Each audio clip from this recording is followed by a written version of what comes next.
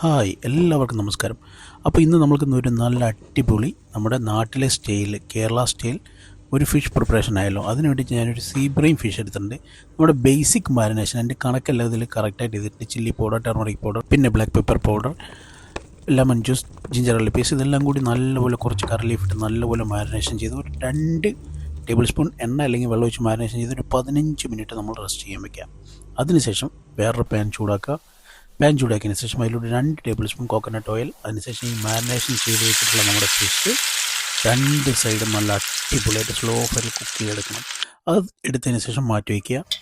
Pan ചൂടാക്കുക, എണ്ണ ഒഴിക്കുക, 1 gram കടുക്, 2 ഗ്രീൻ ചില്ലി, അതുപോലെ തന്നെ സവോള ഇട്ട് നല്ലപോലെ വഴറ്റുക, നല്ല ഗോൾഡൻ കളർ ആകുന്ന വരെ. അതിനുശേഷം കുറച്ച് കറിവേപ്പില, പിന്നെ നമ്മുടെ ഓൾഡ് സ്പൈസസ് അതെല്ലാം ആഡ് ചെയ്തതിന് ശേഷം ഈ സ്പൈസസിൻ്റെ മണം പോകുന്നത് നല്ലപോലെ കുക്ക് ചെയ്തതിന് ശേഷം ടോപ്പ് ടൊമാറ്റോയുടെ കുറച്ച് വെള്ളം കൂടി ഒഴിച്ച് നല്ലപോലെ കുക്ക് ചെയ്യുക. കുക്ക് ചെയ്തതിന് ശേഷം കുറച്ച് ബ്ലാക്ക് പെപ്പർ പൊടി മുകളിലൂടെ വിതറി കൊടുക്കുക. ഒരു 100 ml കോക്കനട്ട് മിൽക്ക് മുകളിലൂടെ ഒഴിക്കുക.